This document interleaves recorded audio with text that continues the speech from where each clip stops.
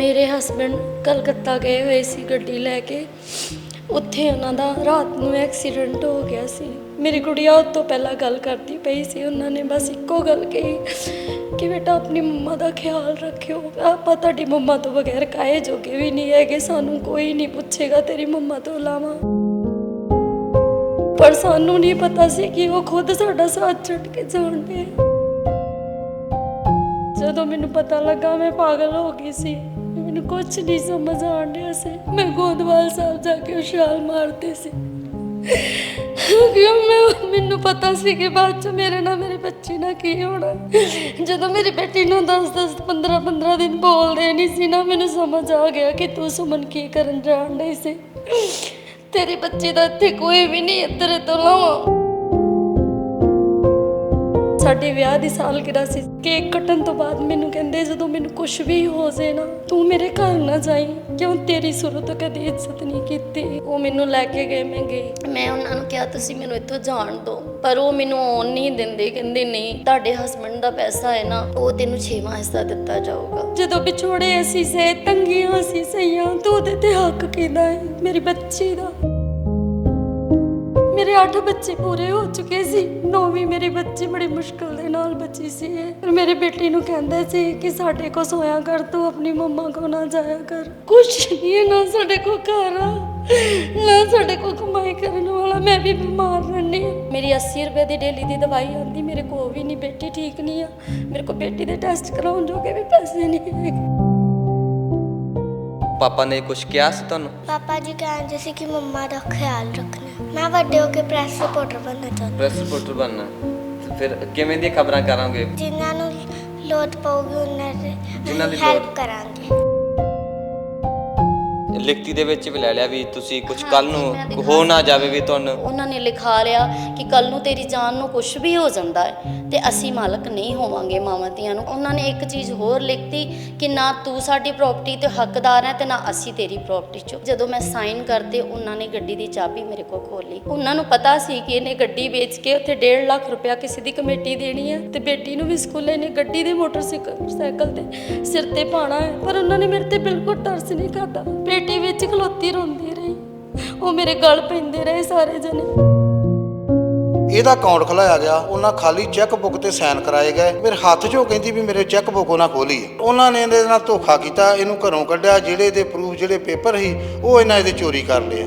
ਲੰਬਾਰੀ ਦੇ ਵਿੱਚੋਂ ਸਾਰੇ ਕੱਢ ਲਏ ਆ।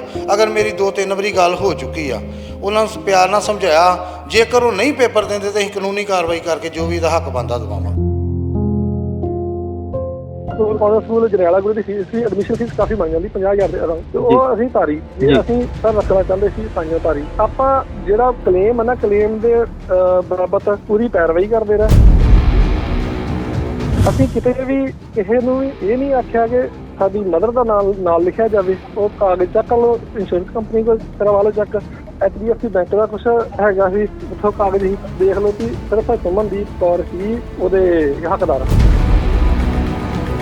ਸ਼੍ਰੀਮਾਨ ਜੀ ਸਰਪੰਚ ਸਾਹਿਬ ਇੱਥੇ, ਉਹਨਾਂ ਨੇ ਵੀ ਇਹ ਆਖਿਆ ਸੀ ਕਿ ਮਾਤਾ ਦਾ ਹੱਕ ਬਣਦਾ। ਪਰ ਆਪਾਂ ਉਹੀ ਗੱਲ ਕਿ ਆਪਾਂ ਕਿਹਾ ਬਈ ਚਲੋ ਘਰ ਦੀ ਜੋ ਵੀ ਰਾਜੀਨਾਮਾ ਹੋਇਆ ਜੀ, ਉਹਦੇ 'ਚ ਇਹੀ ਗੱਲ ਹੋਈ ਕਿ ਇਹਨਾਂ ਨੇ ਕਹਿਤਾ ਕਿ ਅਸੀਂ ਆਪੇ ਪੈਰਵਾਈ ਕਰਾਂਗੇ ਤੇ ਤੁਸੀਂ ਕਲੇਮ 'ਚੋਂ ਨਹੀਂ ਹਿੱਸਾ ਲੈਣਾ।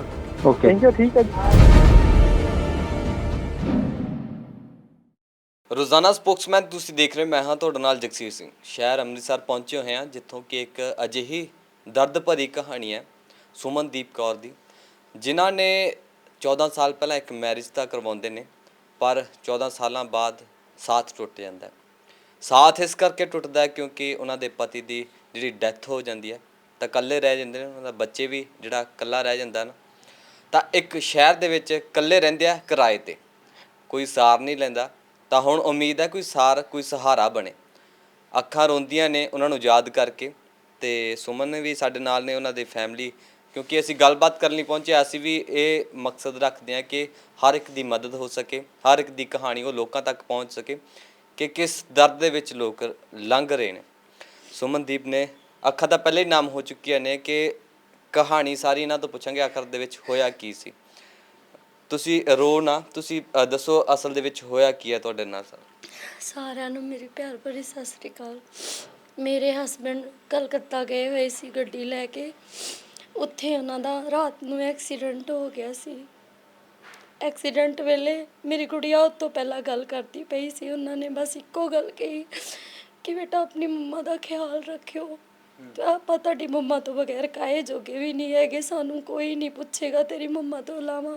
ਪਰ ਸਾਨੂੰ ਨਹੀਂ ਪਤਾ ਸੀ ਕਿ ਉਹ ਖੁਦ ਸਾਡਾ ਸਾਥ ਛੱਡ ਕੇ ਜਾਣ ਦੇ। ਕਹਿੰਦੀ ਪਾਪਾ ਕੋਈ ਨਹੀਂ। ਪਹਿਲੇ ਆਏ ਸੀ 15 ਦਿਨ ਪਹਿਲਾਂ ਉਹ ਘਰ, ਸਾਡੇ ਵਿਆਹ ਦੀ ਸਾਲਗਿਰਾ ਸੀ 27 ਤਰੀਕ ਨੂੰ, 27 ਦਸੰਬਰ ਨੂੰ।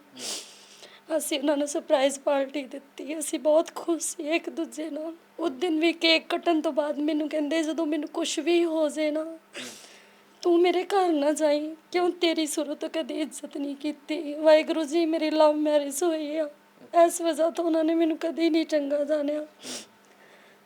ਫਿਰ ਵੀ ਮੈਂ ਗਈ ਉੱਥੇ ਉਹਨਾਂ ਦੀ ਡੈਥ ਤੋਂ ਬਾਅਦ। ਮੈਨੂੰ 4 ਦਿਨ ਪਹਿਲੀ ਗੱਲ ਤਾਂ ਦੱਸਿਆ ਹੀ ਨਹੀਂ ਗਿਆ ਕਿ ਮੇਰੀ ਡੈਥ ਹੋ ਚੁੱਕੀ ਉਹਨਾਂ ਦੀ। ਜਦੋਂ ਮੈਨੂੰ ਪਤਾ ਲੱਗਾ ਮੈਂ ਪਾਗਲ ਹੋ ਗਈ ਸੀ।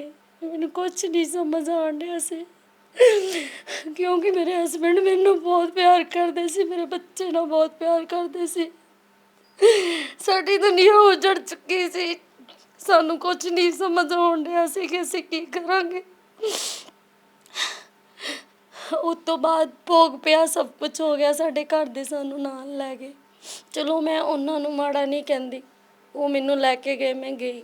ਕੁਝ ਗੱਲਾਂ ਕਾਰਨ ਸਾਡੀ ਆਪਸ ਵਿੱਚ ਨਹੀਂ ਬਣੀ। ਮੈਂ ਉਹਨਾਂ ਨੂੰ ਕਿਹਾ ਤੁਸੀਂ ਮੈਨੂੰ ਇੱਥੋਂ ਜਾਣ ਦਿਓ, ਪਰ ਉਹ ਮੈਨੂੰ ਆਉਣ ਨਹੀਂ ਦਿੰਦੇ। ਕਹਿੰਦੇ ਨਹੀਂ ਤੂੰ ਇੱਥੇ ਹੀ ਰਹੇਂਗੀ ਮਤਲਬ, ਤੇ ਜਿਹੜੀ ਤੁਹਾਡੇ ਹਸਬੈਂਡ ਦਾ ਪੈਸਾ ਹੈ ਨਾ, ਉਹ ਤੈਨੂੰ 6ਵਾਂ ਹਿੱਸਾ ਦਿੱਤਾ ਜਾਊਗਾ। ਤੇ ਮੈਨੂੰ ਇਹ ਚੀਜ਼ ਮਨਜ਼ੂਰ ਨਹੀਂ ਸੀ। ਜਦੋਂ ਵਿਛੋੜੇ ਮੈਂ ਸਹੇ 14 ਸਾਲ, ਮੇਰੇ ਹਸਬੈਂਡ ਮਹੀਨੇ ਬਾਅਦ ਇੱਕ ਦਿਨ ਘਰ ਆਉਂਦੇ ਸੀ, ਇੱਕ ਦਿਨ ਜਾਂ 2 ਦਿਨ। ਜਦੋਂ ਵਿਛੋੜੇ ਅਸੀਂ ਸਹੇ, ਤੰਗੀਆਂ ਅਸੀਂ ਸਹੀਆਂ, ਤਾਂ ਉਹਦੇ 'ਤੇ ਹੱਕ ਕਿਹਦਾ ਹੈ? ਮੇਰੀ ਬੱਚੀ ਦਾ। ਮੇਰੇ 8 ਬੱਚੇ ਪੂਰੇ ਹੋ ਚੁੱਕੇ ਸੀ, 9ਵੀਂ ਮੇਰੀ ਬੱਚੀ ਬੜੀ ਮੁਸ਼ਕਿਲ ਦੇ ਨਾਲ ਬਚੀ ਸੀ। ਅਸੀਂ ਬਹੁਤ ਨਾ ਜਾਣਾ ਪਾਲੀ ਸੀ। ਫਿਰ ਮੇਰੀ ਬੇਟੀ ਨੂੰ ਕਹਿੰਦੇ ਸੀ ਕਿ ਸਾਡੇ ਕੋਲ ਸੋਇਆ ਕਰ, ਤੂੰ ਆਪਣੀ ਮੰਮਾ ਕੋਲ ਨਾ ਜਾਇਆ ਕਰ। ਵਾਹਿਗੁਰੂ ਜੀ ਉਹ ਮੈਨੂੰ ਸਮਝ ਨਹੀਂ ਪਾਏ, ਸ਼ਾਇਦ ਮੈਂ ਹੀ ਨਹੀਂ ਉਹਨਾਂ ਨੂੰ ਸਮਝ ਪਾਈ ਕਿਉਂ ਮੇਰੇ ਅੰਦਰ ਇੰਨਾ ਵਲਚਲ ਨਹੀਂ ਹੈਗਾ। ਮੇਰੇ ਹਸਬੈਂਡ ਬਹੁਤ ਭੋਲੇ ਸੀ, ਸਾਰਿਆਂ ਨੂੰ ਪਤਾ, ਡਰਾਈਵਰ ਵੀਰਾਂ ਨੂੰ ਸਾਰਿਆਂ ਨੂੰ ਪਤਾ ਹੈ ਕਿ ਉਹਨਾਂ ਨਾਲ ਕੀ ਕੁਛ ਹੋਇਆ ਸੀ। ਫਿਰ ਵੀ ਉਹ ਬਹੁਤ ਭੋਲੇ ਸੀ। ਉਹ ਮੈਨੂੰ ਕਹਿੰਦੇ ਹੁੰਦੇ ਸੀ ਕਿ ਆਪਾਂ ਨੂੰ ਕਿਸੇ ਦਾ ਨਹੀਂ ਚਾਹੀਦਾ। ਜੀ, ਅੱਖਾਂ ਨਮ ਨੇ ਕਿਉਂਕਿ ਪਤੀ ਨਹੀਂ ਹੈਗੇ, ਰਹੇ ਨਹੀਂ, ਕਿਉਂਕਿ ਉਹਨਾਂ ਦੀ ਕਮਾਈ ਹੁੰਦੀ ਸੀ, ਉਹਨਾਂ ਦਾ ਸਾਰਾ ਕੁਝ ਹੁੰਦਾ ਸੀ। ਇੱਕ ਡਰਾਈਵਰ ਦੇ ਤੌਰ ਦੇ ਉੱਤੇ ਇੱਕ ਗੱਡੀ ਚਲਾਉਂਦੇ ਸੀ, ਆਪਣੀ ਗੱਡੀ ਸੀ, ਟਰੱਕ ਲੈਤਾ ਹੋਇਆ ਸੀ, ਪਰ ਉਹੀ ਟਰੱਕ ਉਹਨਾਂ ਨੂੰ ਕਿਤੇ ਨਾ ਕਿਤੇ ਦੂਰ ਭੇਜ ਦੇਗਾ, ਇਹ ਕਦੇ ਨਹੀਂ ਸੋਚਿਆ ਸੀ। ਤਾਂ ਰੂਟ 'ਤੇ ਗਏ ਹੋਏ ਸੀ ਤਾਂ ਇਹ ਐਕਸੀਡੈਂਟ ਹੁੰਦਾ। ਤਾਂ ਜਿਵੇਂ ਤੁਸੀਂ ਦੱਸ ਰਹੇ ਹੋ ਵੀ ਲਾਸਟ ਵਾਰੀ ਗੱਲ ਬੱਚੀ ਨਾਲ ਹੁੰਦੀ ਹੈ, ਤਾਂ ਅਜਿਹਾ ਹਾਦਸਾ ਕੀ ਹੋ ਰਿਹਾ ਸੀ ਵੀ ਉਹਨਾਂ ਨੇ ਕਾਹਦੇ 'ਚ ਵੱਜੇ ਸੀ ਉਹ? ਜੀ ਅੱਗੇ ਪਤਾ ਨਹੀਂ ਕੀ ਚੀਜ਼ ਖਲੋਤੀ, ਕਿਉਂਕਿ ਮੈਨੂੰ ਪਤਾ ਨਹੀਂ ਹੈ ਇੰਨਾ ਕੁਛ। ਟਿੱਪਰ ਖਲੋਤਾ ਸੀ ਕਹਿੰਦੇ ਆ, ਪਰ ਉਹ ਤਾਂ ਕਹਿੰਦੇ ਸੀ ਰੋਡ ਬਿਲਕੁਲ ਸਾਫ਼ ਆ, ਕੋਈ ਗੱਲ ਨਹੀਂ। ਕੰਡਕਟਰ ਸੁੱਤਾ ਹੋਇਆ ਸੀ, ਸ਼ਾਇਦ ਉਹਨੂੰ ਬਚਾਉਣ ਦੇ ਚੱਕਰ 'ਚ ਉਹਨਾਂ ਨੇ ਬਿਆਨ ਦਿੱਤੇ ਜਾਣ ਲੱਗਿਆ। ਇਹ ਵੀ ਕਿਹਾ ਕਿ ਮੇਰੇ ਘਰਦਿਆਂ ਨੂੰ ਕਹੋ ਕਿ ਮੇਰੇ ਪਰਿਵਾਰ ਦਾ ਖਿਆਲ ਰੱਖਣ, ਤੇ ਮੈਂ ਆ ਮੁੰਡੇ ਦੀ ਜਾਨ ਬਚਾਉਂਦਾ। ਮੈਂ ਸੋਚਿਆ ਕਿ ਅਗਰ ਰੱਬ ਨੇ ਮੇਰੀ ਲਿਖੀ ਹੋਏਗੀ ਤੇ ਮੈਂ ਵੱਧ ਜਾਵਾਂਗਾ। ਉਹ ਮੁੰਡੇ ਦੀ ਜਾਨ ਬਚਾਉਂਦਿਆਂ ਉਹਨਾਂ ਨੇ ਆਪਣੀ ਜਾਨ ਦੇ ਦਿੱਤੀ। ਵਾਹਿਗੁਰੂ ਜੀ ਹੁਣ ਸਾਡੇ ਕੋਲ ਕੁਛ ਨਹੀਂ ਹੈ, ਨਾ ਸਾਡੇ ਕੋਲ ਘਰ ਆ, ਨਾ ਸਾਡੇ ਕੋਲ ਕਮਾਈ ਕਰਨ ਵਾਲਾ। ਮੈਂ ਵੀ ਬਿਮਾਰ ਰਹਿੰਦੀ ਹਾਂ। ਮੇਰੀ ਬੇਟੀ ਮੈਨੂੰ ਇਕੱਲੀ ਨੂੰ ਕਿਤੇ ਜਾਣ ਨਹੀਂ ਦਿੰਦੀ 1 ਮਿੰਟ ਵੀ। ਮੇਰੀ ਸਰਕਾਰ ਤੋਂ, ਭੈਣ ਭਰਾਵਾਂ ਤੋਂ ਸਭ ਤੋਂ ਅਪੀਲ ਹੈ ਕਿ ਸਾਡੀ ਸੁਣੀ ਜਾਵੇ, ਮੇਰਾ ਹੱਕ ਮੈਨੂੰ ਦਿੱਤਾ ਜਾਵੇ। ਇਸ ਟਾਈਮ ਤੇ ਸਾਡੇ ਕੋਲ ਰੁਪਈਆ ਵੀ ਨਹੀਂ ਆ। ਇਸ ਦੇ ਵਿੱਚ ਉਹਨਾਂ ਦੇ ਮਾਪਿਓ ਕੀ ਕਹਿ ਰਹੇ ਤੇ ਤੁਹਾਡੇ ਮਾਪਿਓ ਕੀ ਕਹਿ ਰਹੇ ਨੇ? ਕਿ ਤੁਹਾਡੇ ਸਹੁਰਿਆਂ ਦੀ ਗੱਲ ਕਰ ਲਈ ਜਾਂ ਤੁਹਾਡੇ ਪੇਕਿਆਂ ਦੀ ਗੱਲ ਕਰ ਲਈ? ਮੇਰੇ ਪੇਕਿਆਂ ਨੇ ਪਹਿਲੇ ਤਾਂ ਬੜੀ ਕੋਸ਼ਿਸ਼ ਕੀਤੀ ਕਿ ਮੈਂ ਉੱਥੇ ਰਵਾਂ। ਮੇਰੇ ਬ੍ਰਦਰ ਨੂੰ ਬਾਰ-ਬਾਰ ਬੁਲਾਇਆ ਜਾਣੇ। ਮੇਰੇ ਬ੍ਰਦਰ ਹੈਂਡੀਕੈਪ ਹੈ, ਉਹਦੇ ਹੱਥ ਇੱਦਾਂ ਹੈ, ਮੁੜੇ ਹੋਏ ਆ, ਜਲ ਗਿਆ ਸੀ ਉਹ 1-2 ਵਾਰੀ ਆਇਆ। ਫਿਰ ਉਹ ਪਰੇਸ਼ਾਨ ਹੋ ਗਿਆ ਕਿ ਮੇਰੇ ਜੀਜੇ ਨੇ ਤਾਂ ਮੈਨੂੰ ਅੱਜ ਤੱਕ ਕੰਪਲੇਂਟ ਨਹੀਂ ਦਿੱਤੀ ਮੇਰੀ ਭੈਣ ਦੀ ਕਦੇ, ਇਹ ਮੈਨੂੰ ਦੂਸਰੇ ਦਿਨ ਹੀ ਬੁਲਾ ਲੈਂਦੇ। ਫਿਰ ਉਹਨੇ ਬੜੇ ਪਿਆਰ ਦੇ ਨਾਲ ਮੈਨੂੰ ਘਰ ਸੱਦ ਲਿਆ। ਇਹਨਾਂ ਤੋਂ ਝੂਠ ਬੋਲਿਆ ਉਹਨਾਂ ਨੇ ਕਿ ਅਸੀਂ ਭੇਜ ਦਾਂਗੇ, ਇਹ ਭੇਜਦੇ ਨਹੀਂ ਸੀ। ਇਹਨਾਂ ਨੇ ਮੇਰੀ ਟਿਕਟ ਕਰਾ ਕੇ ਦੇ ਦਿੱਤੀ, ਉਹਨਾਂ ਨੇ ਪਿਆਰ ਨਾਲ ਬੁਲਾ ਲਿਆ। ਫਿਰ ਉਹਨਾਂ ਨੇ ਕਿਹਾ ਕਿ ਤੂੰ ਆਪਣੀ ਜ਼ਿੰਦਗੀ ਜੀ, ਅਸੀਂ ਤੈਨੂੰ ਕੁਝ ਨਹੀਂ ਦੇ ਸਕਦੇ, ਕਿਉਂ ਮੇਰਾ ਵੀਰਾ ਕੰਮ ਨਹੀਂ ਕਰਦਾ। ਮੇਰੀ ਭਾਬੀ ਵੀ 1 ਮਹੀਨੇ ਤੋਂ ਹਸਪੀਟਲ ਐਡਮਿਟ ਹੈ। ਮੇਰਾ ਬੁੱਢਾ ਬਾਪ ਹੈ। ਮੈਂ ਚਾਰੇ ਬੰਨੇ ਮਜਬੂਰ ਹਾਂ। ਅੱਜ ਮੈਂ ਮਜਬੂਰ ਹੋ ਕੇ ਵੀਰੇ ਨੂੰ ਬੁਲਾਇਆ ਕਿ ਮੇਰੀ ਮਦਦ ਕੀਤੀ ਜਾਵੇ। ਮਤਲਬ ਮਦਦ ਦੀ ਗੁਹਾਰ ਹੈ, ਦਿਲ ਟੁੱਟਿਆ ਹੋਇਆ ਕਿਉਂਕਿ ਆਸ ਟੁੱਟ ਗਈ ਹੈ ਸਾਰੀ। ਸਭ ਤੋਂ ਵੱਡਾ ਹੁਣ ਯੋਗਦਾਨ ਆਂਟੀ ਜੀ ਨਿਭਾ ਰਹੇ ਨੇ ਨਾਲ, ਕਿਉਂਕਿ ਘਰ ਦੇ ਵਿੱਚ ਥਾਂ ਦਿੱਤੀ ਹੋਈ ਹੈ ਤਾਂ ਉੱਥੇ ਹੀ ਭਾਈ ਸਾਹਿਬ ਜੀ ਵੀ ਨਿਭਾ ਰਹੇ ਨੇ ਯੋਗਦਾਨ, ਕਿਉਂਕਿ ਨਾਲ ਖੜਨ ਵਾਲੇ ਬਹੁਤ ਘੱਟ ਹੁੰਦੇ ਨੇ। ਅਕਸਰ ਜਦੋਂ ਤੁਹਾਡੇ ਕੋਲ ਪੈਸਾ ਹੋਏਗਾ, ਤੁਹਾਡੇ ਕੋਲ ਵੱਡੀ ਗੱਡੀ ਹੋਏਗੀ, ਤਾਂ ਹਰ ਕੋਈ ਕਹਿੰਦਾ ਬਈ ਮੈਂ ਤੇਰੇ ਨਾਲ ਆ, ਤੁਸੀਂ ਡਰਿਓ ਨਾ, ਅਸੀਂ ਤੁਹਾਡੇ ਨਾਲ ਆ। ਪਰ ਜਦੋਂ ਮੁਸੀਬਤ ਪੈਂਦੀ ਹੈ ਤਾਂ ਸਾਰੇ ਰਾਹ ਛੱਡ ਜਾਂਦੇ ਨੇ, ਸਾਰੇ ਰਾਹ ਬੰਦ ਕਰ ਲੈਂਦੇ ਨੇ, ਭਾਵੇਂ ਕੋਈ ਘਰ ਦਾ ਹੀ ਕਿਉਂ ਨਾ ਹੋਵੇ। ਅਕਸਰ ਇਹ ਕਹਿ ਦਿੰਦੇ ਨੇ ਕਿ ਸਾਨੂੰ ਕੀ ਫਰਕ ਪੈਂਦਾ, ਅਸੀਂ ਤਾਂ ਸਿਰਫ ਪੈਸੇ ਤੱਕ ਮਤਲਬ ਰੱਖਣਾ ਸੀ, ਉਹ ਰੱਖ ਲਿਆ। ਹਜੇ ਵੀ ਇਹ ਅਜਿਹੇ ਹੀ ਹੁੰਦਾ ਕਿ ਪੈਸੇ ਤੱਕ ਮਤਲਬ ਹੋ ਜਾਂਦਾ। ਪਰਿਵਾਰ ਟੁੱਟਿਆ ਪਿਆ ਤਾਂ ਆਂਟੀ ਜੀ ਦਾ ਵੀ ਅਗਰ ਜੇ ਗੱਲ ਕੀਤੀ ਸਹਿਯੋਗ ਬਹੁਤ ਵੱਡਾ ਹੈ ਵੀ ਇਹ ਆਂਟੀ ਜੀ ਨੇ ਥਾਂ ਦਿੱਤੀ ਹੈ ਰਹਿਣ ਲਈ ਬੱਚੇ ਨੂੰ ਨਾ, ਤੇ ਆਸ ਟੁੱਟੀ ਹੋਈ ਹੈ। ਬਿਲਕੁਲ ਤੁਸੀਂ ਵੀ ਨਾਲ ਸਹਿਯੋਗ ਕਰ ਰਹੇ ਹੋ ਤਾਂ ਨਹੀਂ ਕੋਈ ਖੜਦਾ ਨਹੀਂ ਅੱਜ ਕੱਲ੍ਹ, ਤਾਂ ਉਮੀਦ ਲਾ ਰਿਹਾ ਵੀ ਸਾਡੀ ਮਦਦ ਹੋ ਜਾਏ। ਅਸੀਂ ਪੰਜਾਬ ਟਰੱਕ ਏਕਤਾ ਤੋਂ ਮੈਂ ਪਲਵਿੰਦਰ ਸਿੰਘ, ਜੋ ਕਿ ਅੰਮ੍ਰਿਤਸਰ ਸਾਰੇ ਪੰਜਾਬ ਦੇ ਵਿੱਚ ਹੀ ਸਾਡੀ ਹਰ ਇੱਕ ਜ਼ਿਲ੍ਹੇ ਦੇ ਵਿੱਚ ਯੂਨੀਅਨ ਬਣੀ ਆ ਪੰਜਾਬ ਟਰੱਕ ਏਕਤਾ। ਸਾਡਾ ਮਕਸਦ ਇਹੋ ਹੀ ਆ ਵੀ ਜਿਹੜੇ ਡਰਾਈਵਰ ਵੀਰ ਨੇ ਉਹਨਾਂ ਦੀ ਅੱਜ ਕੱਲ੍ਹ ਮਦਦ ਤੇ ਕੋਈ ਅੱਗੇ ਨਹੀਂ ਆਉਂਦਾ। ਕੋਈ ਉਹਨਾਂ ਦੇ ਭੀੜ ਬਣਦੀ ਆ, ਕੋਈ ਗੱਲਬਾਤ ਹੁੰਦੀ ਆ, ਦੁੱਖ ਤਕਲੀਫ ਹੁੰਦੀ ਆ, ਕਿਸੇ ਨੂੰ ਸੱਟ ਫੇਟ ਲੱਗਦੀ, ਉਹਨਾਂ ਦੀ ਅਸੀਂ ਮਦਦ ਕਰਦੇ ਆ। ਇਸ ਸੰਬੰਧ ਦੇ ਵਿੱਚ ਹੁਣ ਵੀ 7 ਤਰੀਕ ਨੂੰ ਇੱਕ ਹਾਦਸਾ ਆਇਆ ਸੀ ਖਾਸੇ ਫੈਕਟਰੀ ਦਾ, ਬਹੁਤ ਜ਼ਿਆਦਾ ਸਾਰੇ ਪੰਜਾਬ ਦੇ ਵਿੱਚ ਹੀ ਇਹ ਡਰਾਈਵਰ ਨੂੰ ਕੁੱਟਮਾਰ ਕੀਤੀ ਗਈ, ਉਹਦੀ ਬਾਂਹ ਤੋੜੀ ਗਈ। ਉਸ ਸੰਬੰਧ ਦੇ ਵਿੱਚ ਵੀ ਅਸੀਂ ਬਹੁਤ ਜ਼ਿਆਦਾ ਪੰਜਾਬ ਲੈਵਲ 'ਤੇ ਇਕੱਠ ਕੀਤਾ, ਕਿਸਾਨਾਂ ਨਾਲ ਇਕੱਠ ਕੀਤਾ ਕਰਕੇ ਉਸ ਵੀਰ ਨੂੰ ਇਨਸਾਫ ਦਿਵਾਇਆ ਤੇ ਉਸ ਖਾਸਾ ਫੈਕਟਰੀ ਦੇ ਉੱਤੇ ਪਰਚਾ ਦਰਜ ਕਰਾਇਆ, ਜੋ ਕਿ ਐਡੀ ਤਕੜੀ ਇੱਕ ਇੰਡਸਟਰੀ ਦੇ ਮਾਲਕ ਆ। ਅੱਜ ਤੱਕ ਕਿਸੇ ਨੇ ਇੰਨਾ ਨਹੀਂ ਕੀਤਾ ਜਿੰਨਾ ਅਸੀਂ ਕਰਕੇ ਉਹਨਾਂ 'ਤੇ ਪਰਚਾ ਦਰਜ ਕਰਾਇਆ ਤੇ ਉਹਨੂੰ ਇਨਸਾਫ ਦਿਵਾਇਆ ਡਰਾਈਵਰ ਨੂੰ। ਸਾਡਾ ਸ਼ੁਰੂ ਤੋਂ ਮਕਸਦ ਇਹੀ ਆ ਵੀ ਕੋਈ ਵੀ ਵੀਰ ਨਾਲ ਕਿਸੇ ਨਾਲ ਧੱਕਾ ਹੁੰਦਾ ਤੇ ਉਹਦੀ ਅਸੀਂ ਮਦਦ ਕਰਦੇ ਆ। ਇਸ ਕਰਕੇ ਸਾਡੀ ਇਹਦੇ ਪਰਿਵਾਰ ਨੂੰ ਵੀ, ਦੇਰ ਨੂੰ ਔਰ ਜੇਠ ਨੂੰ ਵੀ ਬੇਨਤੀ ਆ ਵੀ ਜੋ ਵੀ ਇਹਦੇ ਪੇਪਰ ਨੇ, ਜੋ ਵੀ ਉਹ ਪੇਪਰ ਇਹਦੇ ਪ੍ਰੂਫ ਜਿਹੜੇ ਉਹ ਦਿੱਤੇ ਜਾਣ, ਕਿਉਂਕਿ ਅਗਰ ਪਹਿਲੀ ਗੱਲ ਤੇ ਬਣਦੀ ਆ ਉਹਨਾਂ ਨੂੰ ਅੱਗੇ ਲਾ ਕੇ ਇਹਦਾ ਸਾਥ ਦੇਣਾ ਚਾਹੀਦਾ। ਜੋ ਕਲੇਮ ਇਹਦਾ ਬਣਦਾ ਵਾ, ਇਹਦਾ ਹੱਕ ਬਣਦਾ, ਉਹ ਇਹਨੂੰ ਦਵਾਇਆ ਜਾਏ। ਜੇਕਰ ਉਹ ਹੱਕ ਨਹੀਂ ਦਵਾਉਂਦੇ ਤੇ ਪ੍ਰੂਫ, ਜੋ ਵੀ ਪ੍ਰੂਫ ਆ, ਅਸੀਂ ਕਾਨੂੰਨੀ ਕਾਰਵਾਈ ਕਰਨੀ ਪਈ, ਕਾਨੂੰਨੀ ਕਾਰਵਾਈ ਕਰਕੇ ਇਹਦੇ ਪ੍ਰੂਫ ਲੈ ਕੇ ਜੋ ਇਹਨੂੰ ਬਣਦਾ ਇਨਸਾਫ, ਇਹਦਾ ਕਲੇਮ ਬਣਦਾ, ਉਹ ਅਸੀਂ ਦਵਾਵਾਂਗੇ। ਕਿਉਂਕਿ ਅਸੀਂ ਇਹ ਭੈਣ ਨੂੰ ਵਿਸ਼ਵਾਸ ਦਿਵਾਇਆ ਵੀ ਜਿੰਨੇ ਵੀ ਹੋ ਸਕੇ ਅਸੀਂ ਤੇਰੀ ਮਦਦ ਕਰਾਂਗੇ। ਗੱਡੀ ਇਹਦੀ ਏਜੰਸੀ ਦੇ ਵਿੱਚ ਟੁੱਟ ਲੋਸ ਹੋਈ ਪਈ ਆ, ਉਸ ਗੱਡੀ ਨੂੰ ਲਿਆਂਦਾ ਜਾਊਗਾ, ਲਿਆ ਕੇ ਗੱਡੀ ਨੂੰ ਤੇ ਫਿਰ ਇੱਥੇ ਕਿਤੇ ਕਿਸੇ ਪੰਪ ਤੇ ਰੱਖ ਲੈਂਦੇ ਆ, ਕਿਉਂਕਿ ਉਹ 6 ਮਹੀਨੇ ਹੋ ਗਏ ਗੱਡੀ ਪਈ ਆ। ਜਿੰਨੇ ਦੀ ਗੱਡੀ ਨਹੀਂ ਹੋਣੀ ਉਹਨਾਂ ਏਜੰਸੀ ਨੇ ਕਿਰਾਇਆ ਬਣਾ ਦੇਣਾ ਗੱਡੀ ਦਾ। ਸਾਡੀ ਉਹ ਵੀਰਾਂ ਅੱਗੇ ਉਹਨਾਂ ਅੱਗੇ ਬੇਨਤੀ ਆ ਵੀ ਇਹਦੀ ਭੈਣ ਦਾ ਸਾਥ ਦਿਓ, ਜੋ ਇਹਦੇ ਪ੍ਰੂਫ ਬਣਦੇ ਆ ਉਹ ਇਹਨੂੰ ਪ੍ਰੂਫ ਦਿਓ ਤੇ ਅਸੀਂ ਇਹਨੂੰ ਜਲਦੀ ਤੋਂ ਜਲਦੀ ਕਲੇਮ ਦਵਾਈਏ ਤੇ ਇਹ ਆਪਣੀ ਬੇਟੀ ਦਾ ਤੇ ਆਪਣਾ ਪਾਲਣ ਪੋਸ਼ਣ ਕਰੇ, ਸਾਥ ਦਿੱਤਾ ਜਾਵੇ। ਇੱਕ ਮੈਂ ਗੱਲ ਦੱਸਣਾ ਚਾਹਾਂਗਾ, ਤਾਂ ਇਹਨਾਂ ਦੇ ਕੋਲ ਅਲਮਾਰੀ ਵੀ ਸੀਗੀ ਮਹਿੰਗੀ, ਉਹ ਵੀ ਵੇਚ ਦਿੱਤੀ। ਹੋਰ ਵੀ ਕਈ ਤਰ੍ਹਾਂ ਦੇ ਸਮਾਨ ਪਏ ਹੋਏ ਸੀ ਜਿਹੜੇ ਮਹਿੰਗਾ, ਤਾਂ ਏਸੀ ਵਗੈਰਾ ਸਾਰਾ ਕੁਝ ਵੇਚਤਾ। ਆ ਛੋਟੀ ਜੀ ਬੱਚੀ ਹੈ ਜੋ ਕਿ ਏਸੀ ਦੇ ਵਿੱਚ ਸੌਂਦੀ ਸੀ, ਤਾਂ ਇੱਕ ਬੱਚੇ ਨੂੰ ਵੀ ਕਹਿ ਰਹੀ ਸੀ ਨੀਚੇ ਘਰ ਦੇ ਨੂੰ, ਆਂਟੀ ਜੀ ਦੱਸ ਰਹੇ ਸੀ ਕਿ ਅਸੀਂ ਸਾਰਾ ਕੁਝ ਵੇਚਤਾ, ਕੋਈ ਗੱਲ ਨਹੀਂ, ਤੁਸੀਂ ਇੱਕ ਚੀਜ਼ ਵੇਚਿਆ ਤਾਂ ਕੋਈ ਨਾ, ਫਿਰ ਨਵੀਂ ਆ ਜਾਏਗੀ। ਬੱਚੀ ਹੈ ਛੋਟੀ ਜਿਹੀ, ਇਹੋ ਜਿਹੇ ਬੋਲ ਸੀ ਇਹਦੇ ਵੀ ਸਿਆਣੀਆਂ ਗੱਲਾਂ ਕੀਤੀਆਂ ਜਾ ਰਹੀਆਂ ਸੀ। ਤਾਂ ਬੱਚੀ ਨੂੰ ਉਮੀਦ ਸੀ ਵੀ ਮੈਂ ਚੰਗੇ ਸਕੂਲ 'ਚ ਪੜ੍ਹਾਂਗੀ, ਵੱਡੇ ਸਕੂਲ 'ਚ ਪੜ੍ਹਾਂਗੀ, ਤਾਂ ਪੜ੍ਹ ਰਹੀ ਸੀ, ਪਰ ਉਹਨੂੰ ਹਟਾ ਕੇ ਛੋਟੇ ਸਕੂਲ 'ਚ ਲਾਇਆ। ਤਾਂ ਕੀ ਲੱਗਦਾ ਵੀ ਇਹ ਬੱਚੇ ਦੇ ਭਵਿੱਖ ਨਾਲ ਵੀ ਖਿਲਵਾੜ ਕੀਤੀ ਜਾ ਰਹੀ ਹੈ? ਬਿਲਕੁਲ ਜੀ, ਖਿਲਵਾੜ ਉਹਦੇ ਨਾਲ ਕੀਤੀ ਜਾ ਰਹੀ ਆ। ਸਾਡੀ ਤੇ ਇਹੋ ਬੇਨਤੀ ਆ, ਉਹਦੇ ਚਾਚਿਆਂ ਅੱਗੇ ਵੀ ਬੇਨਤੀ ਆ, ਤਾਏ ਅੱਗੇ ਵੀ ਬੇਨਤੀ ਆ ਵੀ ਤੁਸੀਂ ਇਹਦਾ ਜਿੰਨਾ ਸਾਥ ਦੇ ਸਕਦੇ ਜ਼ਰੂਰ ਦਿਓ, ਕਿਉਂਕਿ ਜੇ ਸਾਡਾ ਹੱਕ ਬਣਦਾ, ਅੱਜ ਉਹਨਾਂ ਦਾ ਭਰਾ ਵਾ ਤੇ ਜੇ ਉਹ ਇਸ ਦੁਨੀਆ ਤੇ ਨਹੀਂ ਰਿਹਾ ਤੇ ਉਹਨਾਂ ਨੂੰ ਸਾਥ ਦੇਣਾ ਚਾਹੀਦਾ, ਕਿਉਂਕਿ ਬੱਚੀ ਦੇ ਮੂੰਹ ਵੱਲ ਵੇਖਣ। ਅਗਰ ਇਹਨਾਂ ਦੀ ਲਵ ਮੈਰਿਜ ਹੋਈ ਸੀ ਤੇ ਕੋਈ ਚੱਕਰ ਨਹੀਂ, ਦੁਨੀਆ ਕਰਾਉਂਦੀ, ਸਭ ਕੁਝ ਹੁੰਦਾ, ਲੇਕਿਨ ਉਹ ਬੱਚੀ ਵੱਲ ਦੇਖਣਾ ਚਾਹੀਦਾ, ਜਿਹੜਾ ਉਹਦਾ ਹੱਕ ਬਣਦਾ ਉਹਨੂੰ ਦਿਵਾਉਣਾ ਚਾਹੀਦਾ, ਕਿਉਂਕਿ ਇਹ ਚੀਜ਼ ਜ਼ਰੂਰੀ ਆ। ਪਰ ਉਹਨਾਂ ਨੇ ਇਹਦੇ ਨਾਲ ਧੋਖਾ ਕੀਤਾ, ਇਹਨੂੰ ਘਰੋਂ ਕੱਢਿਆ। ਜਿਹੜੇ ਇਹਦੇ ਪ੍ਰੂਫ, ਜਿਹੜੇ ਪੇਪਰ ਸੀ ਉਹ ਇਹਨਾਂ ਇਹਦੇ ਚੋਰੀ ਕਰ ਲਏ ਆ, ਲੰਬਾਰੀ ਦੇ ਵਿੱਚੋਂ ਸਾਰੇ ਕੱਢ ਲਏ ਆ। ਅਗਰ ਮੇਰੀ 2-3 ਵਾਰੀ ਗੱਲ ਹੋ ਚੁੱਕੀ ਆ, ਉਹਨਾਂ ਨੂੰ ਪਿਆਰ ਨਾਲ ਸਮਝਾਇਆ, ਜੇਕਰ ਉਹ ਨਹੀਂ ਪੇਪਰ ਦਿੰਦੇ ਤਾਂ ਅਸੀਂ ਕਾਨੂੰਨੀ ਕਾਰਵਾਈ ਕਰਕੇ ਜੋ ਵੀ ਇਹਦਾ ਹੱਕ ਬਣਦਾ ਦਵਾਵਾਂਗੇ। ਕਾਨੂੰਨੀ ਕਾਰਵਾਈ ਇਸ ਦੇ ਵਿੱਚ ਮੈਂ ਉਹ ਵੀ ਪੁੱਛਣਾ ਚਾਹਾਂਗਾ। ਇੱਕ ਗੱਲ ਮੈਂ ਹੋਰ ਦੱਸਣਾ ਜੀ, ਚਾਹਾਂਗੀ। ਗੱਲ ਇਹ ਆ ਕਿ HDFC 'ਚ ਮੇਰਾ ਖਾਤਾ ਖੁਲਵਾਇਆ ਗਿਆ ਸੀ। ਉਹਨਾਂ ਨੇ ਬੈਂਕ ਵਾਲਿਆਂ ਨੂੰ ਘਰੇ ਬੁਲਾਇਆ ਤੇ ਮੈਨੂੰ ਕਹਿੰਦੇ ਕਿ ਇਹ ਗੱਡੀ ਤੇਰੇ ਨਾਮ ਕਰਨ ਆਏ ਆ। ਤੇ ਜੀ ਮੈਂ ਪੜ੍ਹੀ ਨਹੀਂ ਹੈ ਜੀ ਬਿਲਕੁਲ ਵੀ। ਮੇਰੇ ਸਾਈਨ ਕਰਵਾਏ ਗਏ, ਸਭ ਕੁਝ ਹੋ ਗਿਆ। ਮੈਨੂੰ ਉਸ ਦਿਨ ਪਤਾ ਲੱਗਾ ਜਦੋਂ ਚੈੱਕ ਬੁੱਕ ਘਰੇ ਆਈ ਕਿ ਆ ਚੈੱਕ ਬੁੱਕ ਇੱਥੇ ਸਾਈਨ ਕਰਦੇ, ਹੈ ਨਾ। ਤੇ ਵਾਹਿਗੁਰੂ ਜੀ ਜਦੋਂ ਮਤਲਬ ਮੈਂ ਇਨਕੁਆਇਰੀ ਕਰਨੀ ਚਾਹੀ ਹੁਣ ਕਿ ਵੀ ਮੇਰੇ ਨਾਂ ਤੇ ਖਾਤਾ ਖੁੱਲਿਆ, ਮੈਂ ਨੰਬਰ ਦਿੱਤਾ ਉਹਦੇ ਤੇ ਨਹੀਂ ਨਿਕਲਿਆ। ਫਿਰ ਮੈਂ ਜਾ ਕੇ ਇਨਕੁਆਇਰੀ ਕੀਤੀ, ਫਿਰ ਮੈਨੂੰ ਪਤਾ ਲੱਗਾ ਕਿ ਈਮੇਲ ਨੰਬਰ ਆਪਣਾ ਦਿੱਤਾ ਹੈ ਉਹਨਾਂ ਨੇ, ਮੇਰੇ ਦੇਵਰ ਨੇ।